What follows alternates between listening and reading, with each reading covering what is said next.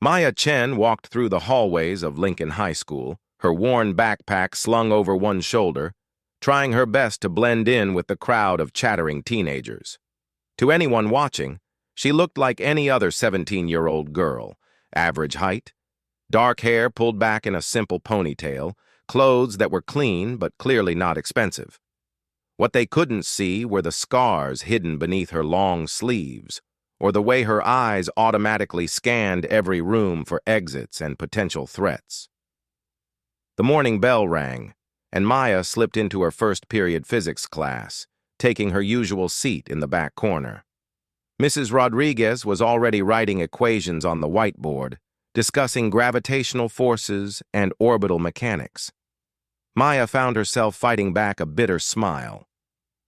If only her classmates knew she had first-hand experience with zero-gravity combat and had calculated orbital trajectories while dodging plasma fire from alien warships. "Miss Chen," Mrs. Rodriguez called out, making Maya's head snap up. "Perhaps you'd like to share your thoughts on why satellites don't fall back to Earth?" Maya's mind flashed to the Battle of Europa Station, where she had manually recalculated the orbital path of a damaged defense platform while under enemy fire. She had been 14 then, the youngest tactical officer in the Terran Defense Force. But here, now, she was just another student who might or might not know the answer. "Gravity is constantly pulling the satellite toward Earth," Maya said carefully. "But the satellite is moving fast enough horizontally that it keeps missing the planet. It's like falling around the Earth instead of toward it." Mrs. Rodriguez nodded approvingly. Excellent explanation. Very clear. Behind her, Maya heard Tommy Martinez whisper to his friend, "Lucky guess. Chen's such a space case half the time." If only he knew how literally accurate that was. Maya had spent 3 years in space, fighting in humanity's first interstellar war against the hegemony, a coalition of alien species that had decided humans were too dangerous to be allowed to expand beyond their home system. She had earned medals, commanded ships, and made decisions that saved millions of lives. But none of that mattered here. Here, she was just the quiet girl who sometimes stared out windows with a distant look in her eyes. During lunch, Maya sat alone at a corner table, mechanically eating a peanut butter sandwich while reading a history textbook. The chapter was about World War II, describing the heroism of soldiers and civilians who fought against overwhelming odds. The irony wasn't lost on her. She had lived through something similar. But this war wasn't in any textbook yet. Officially, the hegemony war was still classified. As far as the public knew, the various space incidents over the past few years were just accidents or natural phenomena. "Hey, Maya." She looked up to see Sarah Kim approaching with her lunch tray, her face bright with friendly curiosity.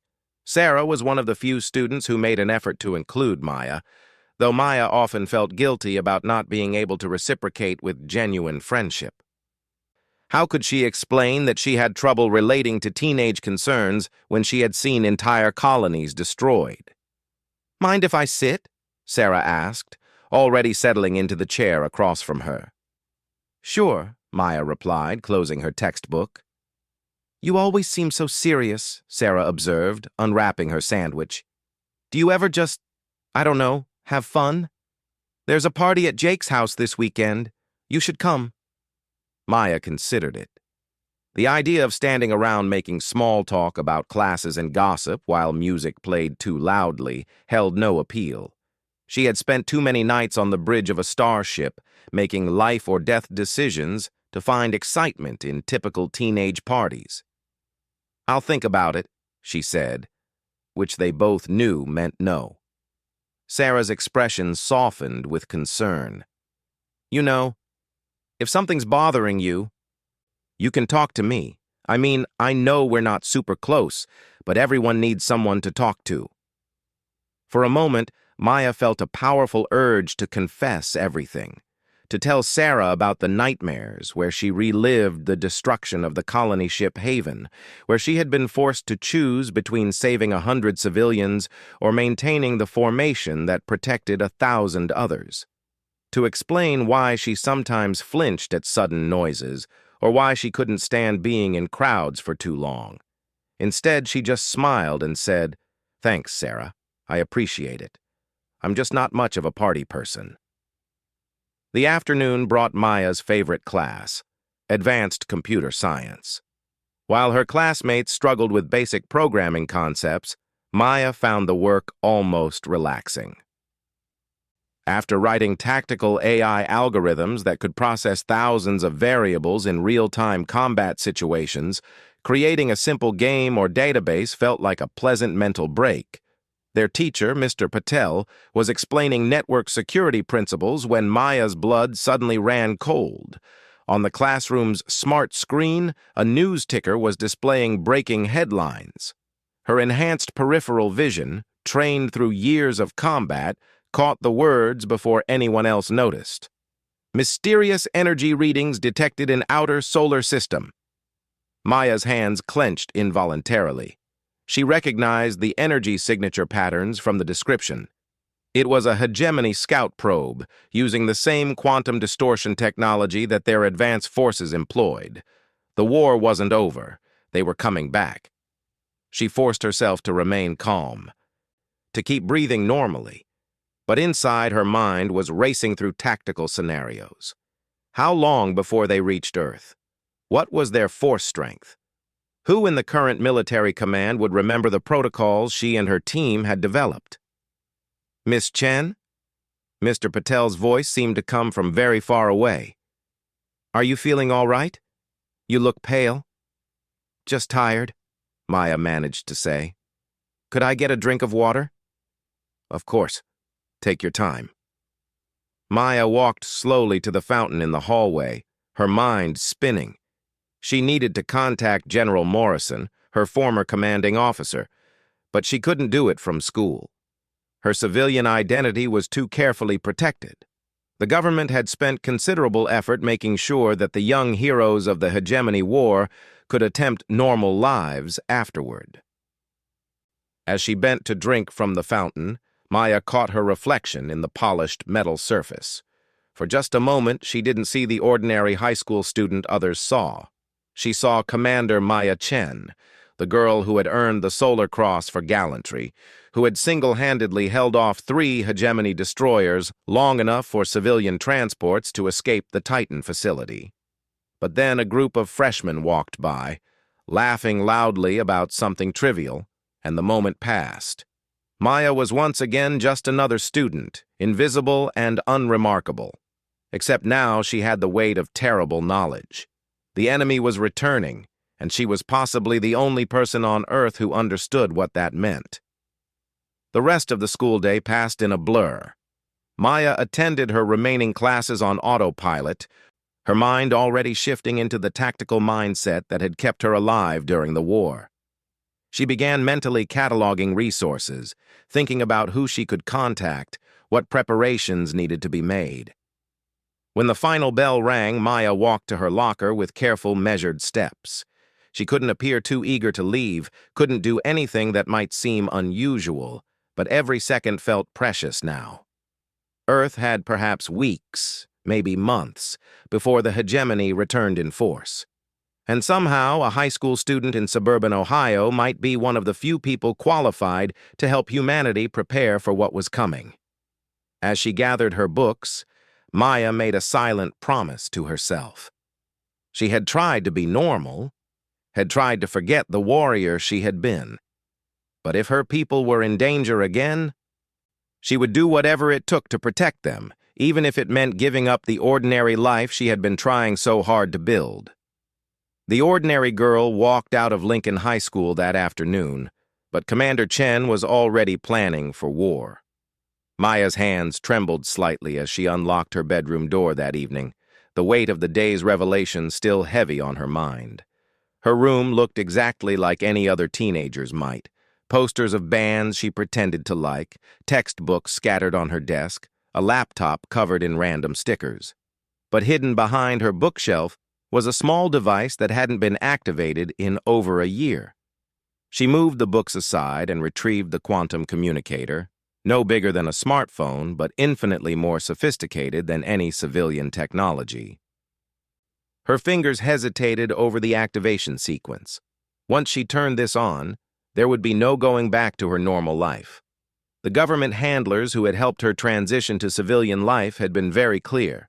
The communicator was for absolute emergencies only. An alien invasion certainly qualified. Maya input her old authorization codes, praying they hadn't been changed. The device hummed to life, and within seconds, a familiar, gravelly voice filled her room through the secure audio channel. "Commander Chen, I was wondering when you'd call." General Morrison hadn't changed much, judging by his voice. Still direct, still carrying the weight of impossible decisions. Maya felt a wave of relief mixed with nostalgia. For the first time in months, she was talking to someone who knew exactly who she was. "General, the energy readings in the outer solar system, we detected them 6 hours ago. Full analysis confirms your suspicions. Hegemony scout probes, at least 3 of them. They're being very careful this time, staying beyond our usual detection range." Maya closed her eyes, feeling the familiar weight of command settling back onto her shoulders. "Time frame? Conservative estimate puts their main force about 4 to 6 months out. Could be sooner if they've improved their drive systems."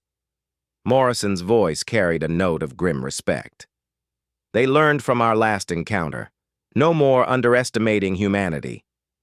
"Who's in charge of defense preparations?" Maya asked, though she suspected she already knew the answer. "Admiral Hassan has overall command, but Maya—" Morrison paused. "Most of the senior staff from the war have retired or moved to other positions. The current crop of officers studied your tactics, but they've never faced the real thing. They're good, but they're not combat-tested against alien technology." Maya sank into her desk chair, staring at the homework assignment she'd been working on before everything changed. Advanced calculus seemed absurd now, though she supposed orbital mechanics calculations were still relevant when planning space battles. "What do you need me to do, General?" "Right now, keep your head down and maintain your cover. We're not ready to reveal the existence of the Youth Corps veterans to the public. Too many questions about how we train children to fight in space." His voice softened slightly. "I know this is hard, Maya. You've earned your quiet life. But humanity comes first," Maya finished. It had been their motto during the darkest days of the war. "I understand, General. But if you need me, I'm ready." After the call ended, Maya sat in the darkness of her room, listening to the ordinary sounds of suburban evening. Her neighbor was mowing his lawn. Kids were playing basketball in the street. Her mother was downstairs, probably grading papers from her job as an elementary school teacher. None of them knew that everything was about to change. The next morning at school, Maya found herself studying her classmates with new eyes. These were the people she had fought to protect, the reason she had spent 3 years of her adolescence learning to command starships instead of learning to drive cars. They laughed at jokes, stressed over tests, gossiped about relationships. They were beautifully, perfectly normal, and Maya felt the weight of responsibility to keep them that way. During lunch, she noticed Jake Morrison showing off near the basketball court, trying to impress some girls with his athletic abilities. Jake was the general's nephew, though he had no idea about his uncle's real job. Like most people, Jake thought General Morrison worked in military logistics, which was technically true, but missed the part about interstellar warfare. "Maya!" Sarah Kim waved her over to where she was sitting with a group of friends. "We were just talking about the weird news stories lately. All these technical difficulties with satellites and unexplained atmospheric phenomena. It's like something out of a science fiction movie." Maya's blood chilled, but she kept her expression neutral. "Probably just solar flare activity," she suggested. "That can interfere with electronics." "That's what the news keeps saying," agreed David Park, one of Sarah's friends.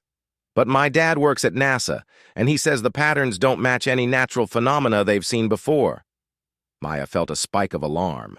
If civilian scientists were starting to notice inconsistencies, it wouldn't be long before someone put the pieces together.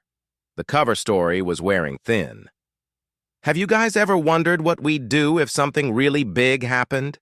asked Lisa Chen, no relation to Maya despite the shared surname. "Like, what if there really were aliens or something?" "We'd probably be screwed," laughed Tommy Martinez. "I mean, what could a bunch of high school kids do against aliens?" Maya almost choked on her sandwich. If only they knew that high school kids had already done quite a lot against aliens. The Youth Corps had been one of humanity's most effective innovations during the war. Young minds adapted faster to alien technology, processed three-dimensional space combat more intuitively, and recovered more quickly from the neural strain of quantum navigation systems. "I don't know," Maya said carefully. "People might be more capable than you think. Sometimes ordinary people do extraordinary things when they have to." That afternoon, in advanced computer science, Mr. Patel assigned them a project that made Maya's heart race. They were supposed to design a theoretical network security system that could handle massive coordinated attacks from unknown sources. As her classmates struggled with the basic concepts, Maya found herself unconsciously designing something much more sophisticated. Her fingers flew across the keyboard, creating protocols for quantum-encrypted communications, adaptive defense algorithms that could learn from enemy patterns, and distributed command structures that could function even if central nodes were destroyed. She was halfway through designing a system that could coordinate the defense of multiple star systems when she realized what she was doing. Maya quickly deleted her work and started over with something more appropriately amateur. But the experience reminded her of something important. She wasn't the only war veteran trying to live a normal life. Scattered across the globe were dozens of other young people who had served in the Youth Corps. Pilots who could fly ships through asteroid fields blindfolded. Engineers who understood alien technology better than most adults. Tacticians who had planned battles across light years of space. They were all trying to be normal teenagers now, but they were also humanity's greatest hidden asset. That evening, Maya made another call on her quantum communicator, this time to Lieutenant Commander Sarah Rodriguez, who was now apparently a sophomore at UCLA studying engineering. Then to Flight Leader Chen Wei, who was finishing his senior year at a high school in Singapore. One by one, she reached out to her old unit, using the emergency codes they had memorized years ago. The conversations were brief and careful, but the message was clear. The war was coming back, and they needed to be ready. Maya's last call was to Marcus Thompson, who had been her chief navigation officer and was now supposedly focused on his senior year at a prep school in New England. Marcus had always been the most reluctant to give up their military identities. "I was wondering when someone would finally call," Marcus said without preamble. "I've been tracking the energy signatures for weeks. Whatever command is planning, they're going to need us." "General Morrison wants us to maintain cover for now," Maya explained. "But Marcus, if this goes like last time—" "It won't go like last time," Marcus interrupted. "They're not going to underestimate us again. This time, they'll come prepared for everything we threw at them before." Maya stared out her bedroom window at the peaceful suburban street below. "Then we need to be prepared for everything they're going to throw at us." After the calls, Maya lay on her bed, staring at the ceiling. Tomorrow, she would go back to school, sit through classes, pretend to care about homework and social drama. But now she was also Commander Chen again, responsible for protecting not just her classmates, but all of humanity. She thought about Sarah Kim's invitation to Jake's party this weekend. Maybe she should go after all. It might be one of the last opportunities to experience normal teenage life for a very long time. Because whether her classmates knew it or not, their ordinary world was about to become very extraordinary indeed. Maya closed her eyes and began to plan. The hegemony was coming back, but this time, humanity would be ready. And if that meant a group of teenagers had to save the world again, then that's exactly what they would do. After all, they had done it before. The emergency came 3 weeks sooner than anyone had expected. Maya was sitting in her third-period chemistry class, pretending to pay attention to Mrs. Patterson's explanation of molecular bonds, when every phone in the classroom began buzzing simultaneously. Then the emergency broadcast system overrode the school's PA system with a harsh electronic tone. "This is not a test. This is an emergency broadcast. All citizens are advised to remain indoors and await further instructions. Repeat, this is not a test." The classroom erupted into confused chatter. Students were frantically checking their phones, finding only spotty signal coverage and confused social media posts.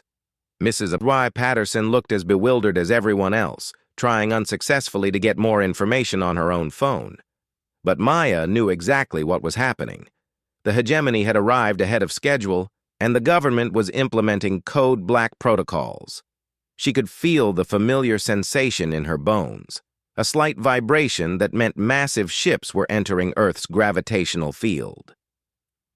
"Mrs. Patterson," Maya said, standing up from her seat, "I need to use the restroom." Without waiting for permission, Maya walked out of the classroom. The hallways were filling with confused students and teachers, but Maya moved with purpose toward the school's main office. She needed to reach her quantum communicator, but first she had to get off campus without raising suspicions. Principal Davis was in the hallway, trying to calm nervous students. "Everyone please return to your classrooms," he announced. "I'm sure this is just a precautionary measure. We're trying to get more information." Maya approached him directly. "Mr. Davis, I'm not feeling well. Could I call my mom to pick me up?" The principal looked harried, dealing with dozens of similar requests. "Maya, right now we need everyone to stay put until we understand what's happening." "Sir," Maya said quietly, meeting his eyes with the steady gaze she had once used to convince admirals to trust her judgment. "My mother works in emergency services. She specifically instructed me to come home immediately if there was ever a code black emergency broadcast." It was a lie, but delivered with such confident authority that Principal Davis nodded without thinking. "All right, but go straight home. No stops." Maya was already moving before he finished speaking. She retrieved her backpack from her locker, then slipped out of the school through a side exit. Her neighborhood was only a 10-minute bike ride away, but every second felt crucial now. The streets were eerily quiet. A few cars moved with unusual urgency, but most people seemed to be following the instruction to stay indoors. Maya pedaled hard, her mind already shifting into tactical mode. She needed to assess the situation, contact her old unit, and figure out how to help. As she turned onto her street, Maya looked up at the sky and her blood ran cold. There, barely visible as a dark spot against the afternoon clouds, was something that shouldn't exist according to public knowledge. A hegemony dreadnought, at least 2 kilometers long, hanging in the atmosphere like a malevolent metal cloud. Maya abandoned her bike in the front yard and ran into her house. Her mother wasn't home yet, probably dealing with the crisis at her own workplace. Maya locked the door and raced up to her room, retrieving the quantum communicator from its hiding place. "General Morrison," she said as soon as the connection was established. "I can see a dreadnought from my bedroom window. What's the situation?" 3 full battle groups," Morrison replied grimly. "They bypassed our outer detection grid using some kind of new stealth technology. They're demanding unconditional surrender and threatening to begin orbital bombardment of major cities in 6 hours." Maya felt the familiar calm that came with impossible situations. "Current defense status? Admiral Hassan is coordinating what fleet assets we have, but Maya, we're not ready for this. Half our ships are in dock for maintenance, and our experienced combat officers are either retired or dead. We need the Youth Corps back in action." "What about our cover?" There was a pause. Cover's blown anyway. 3 of our training accidents from the war just showed up on every news channel in the world. The public is about to learn that we've been fighting aliens for years. Maya moved to her window and looked out at her peaceful neighborhood. Mrs. Johnson was bringing in her laundry. The Peterson kids were still playing in their yard, apparently oblivious to the massive alien warship overhead. Soon, all of this would change forever. Orders, General? Emergency Recall Protocol 7. Report to Peterson Space Force Base within 12 hours. And Maya, you're being reinstated at your full wartime rank. We need you to command the Youth Corps veterans. After ending the call, Maya moved with practiced efficiency. From the back of her closet, she retrieved a sealed container that hadn't been opened in over a year. Inside was her old uniform, her command codes, and most importantly, her personal sidearm. The weapon looked deceptively simple, but it was designed to function in zero gravity and could punch through most alien armor types. Maya was sealing her gear bag when she heard a knock at the front door. Through her window, she could see Sarah Kim standing on the porch, looking frightened and confused. Against her better judgment, Maya went downstairs and opened the door. "Maya!" Sarah looked relieved. "I was so scared when you left school. My parents aren't answering their phones, and there are these weird things in the sky. I didn't know where else to go." Maya glanced past Sarah at the street. More neighbors were coming out of their houses now, pointing at the sky and talking in worried clusters. The truth couldn't be hidden much longer. "Sarah, I need to tell you something important," Maya said carefully. "But first, come inside. It's not safe to be out in the open right now." They sat in Maya's living room, and for a moment, Maya struggled with how to begin. "How do you tell your classmate that you're actually a decorated war veteran who has killed alien soldiers in hand-to-hand combat?" "Those things in the sky," Maya began. "They're called hegemony dreadnoughts. They're alien warships, and this isn't the first time they've come to Earth." Sarah stared at her. "Alien warships? Maya, what are you talking about?" "There was a war, Sarah. 3 years ago. It lasted for 8 months, and it was classified at the highest levels of government. A group of young people, including me, fought to protect Earth." The words sounded absurd even as Maya spoke them, but Sarah's expression was shifting from confusion to understanding. "That's why," Sarah said slowly.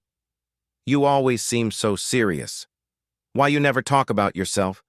You were fighting aliens while the rest of us were in middle school." Maya nodded. "I commanded a destroyer called the Defiance. We fought them in the outer solar system, kept them away from Earth. We won, but they promised they'd come back stronger." Sarah was quiet for a long moment, processing this information. Outside, they could hear the sound of emergency sirens in the distance. "So what happens now?" Sarah asked. "Now I have to go back," Maya said simply. "The military is recalling the Youth Corps veterans. We're the only ones with real combat experience against hegemony forces." "You're leaving? But Maya, you're just 17. Maya stood up, feeling the weight of command settling onto her shoulders again. "Age doesn't matter when your species is fighting for survival. I've been 17 for 3 years of war already." She walked to the window and looked out at her neighborhood one more time. Mrs. Johnson had stopped hanging laundry and was staring up at the sky with her hand shading her eyes. The Peterson children had been called inside. Everything was about to change. "I have to ask you to do something important, Sarah," Maya said, turning back to her friend. "When this goes public, when people learn about the war and the Youth Corps, they're going to be scared. They're going to ask questions about why children were trained to fight. I need you to help them understand that we didn't fight because we had to. We fought because we were the best hope humanity had." Sarah nodded, tears in her eyes. "Will I see you again?" Maya picked up her gear bag. "If we win, yes. If we lose, it won't matter." At the front door, Maya paused. "Sarah? That party at Jake's house that I never went to? Tell him his uncle is a good man who made impossible choices to keep people safe. Jake's going to need to hear that when he learns the truth about his family. Maya walked out of her house and toward the bus stop, leaving behind the ordinary life of Maya Chen, high school student. By the time she reached Peterson Space Force Base, she would be Commander Chen again, responsible for training and leading the most unusual military unit in human history. Above her, the hegemony dreadnoughts waited with alien patience. But they had made one crucial mistake. They thought they were facing the same humanity they had fought before. They didn't realize that those ordinary students in ordinary schools were about to become extraordinary warriors again. Maya looked up at the enemy ships and smiled grimly. The hegemony was about to learn what humans were truly capable of when their survival was threatened. And this time, humanity wouldn't just fight to survive. This time, they would fight to win permanently.